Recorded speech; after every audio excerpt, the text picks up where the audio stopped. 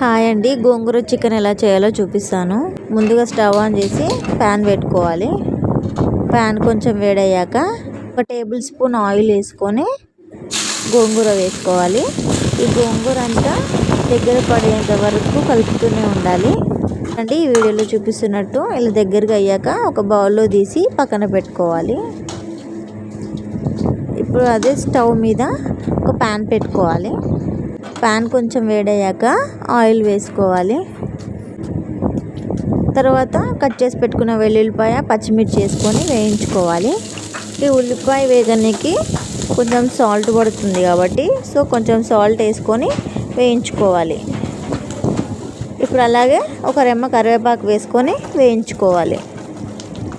చూడండి, వెల్లుల్లిపాయ బాగా వేగిపోయింది. ఇప్పుడు అల్లం వెల్లుల్లి పేస్ట్ వేసుకోవాలి. ఇప్పుడు అడుగు మాడకుండా అంతా బాగా కలుపుకోవాలి. పచ్చివాసన పోయేంత వరకు కలుపుకోవాలండి. ఇప్పుడు బాగా వేగిపోయింది అల్లం. ఇప్పుడు నీట్గా క్లీన్ చేసుకున్న చికెన్ తీసుకొని ఇందులో వేసుకోవాలి. నేనైతే కేజీ చికెన్ తీసుకున్నాను. చూడండి, ఇప్పుడు చికెన్ అంతా ఇలా వేసుకొని అడుగు మాడకుండా అంతా బాగా కలుపుకోవాలి. ఈ వీడియోలో చూపిస్తున్నట్టు అంతా బాగా కలుపుకోవాలి. ఇప్పుడు మూత పెట్టేసి ఒక 10 మినిట్స్ హై ఫ్లేమ్లో కుక్ అవ్వనివ్వాలి. ఇప్పుడు 10 మినిట్స్ హై ఫ్లేమ్లో కుక్ అయిన తర్వాత ఇలా వాటర్ అన్నీ పైకి వచ్చేసినాయి. ఇప్పుడు అంతా ఒకసారి బాగా మిక్స్ చేసుకొని కొంచెం పసుపు వేసుకోవాలి. పసుపు వేసుకొని అంతా బాగా కలుపుకోవాలి. ఈ పసుపు వేసుకున్నాక మళ్ళీ మూత పెట్టి ఒక 5 మినిట్స్ లో ఫ్లేమ్లో కుక్ అవ్వనివ్వాలి. అప్పుడు అడుగు మాడకుండా ఉంటుంది.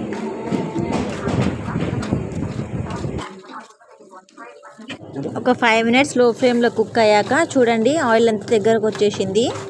ఇప్పుడు మనం కారం, ఉప్పు వేసుకొని ఈ ముక్కలకంతా పట్టేలాగా కలుపుకోవాలి.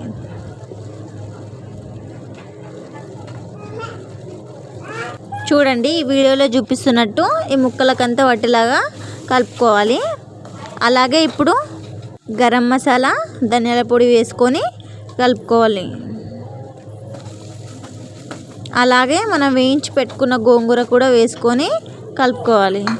గోంగూర వేసుకున్నాక వాటర్ కొంచెం కొంచెం పోసుకుంటూ కలుపుకోవాలండి, లేదంటే అడుగు మాడుతుంది.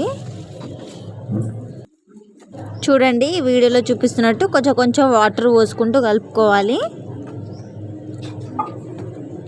అంతా మిక్స్ చేసుకున్న తర్వాత ఇప్పుడు మూత పెట్టేసి 5 మినిట్స్ లో ఫ్లేమ్లో కుక్ అవ్వనివ్వాలి. చూడండి, 5 మినిట్స్ తర్వాత చాలా టేస్టీగా వచ్చింది. కర్రీ అయితే చాలా బాగుంది. ఈ ముక్కలన్నీ మంచిగా కుక్ అయినాయి. కర్రీ అయితే చాలా టేస్టీగా వచ్చిందండి. ఖచ్చితంగా ట్రై చేయండి.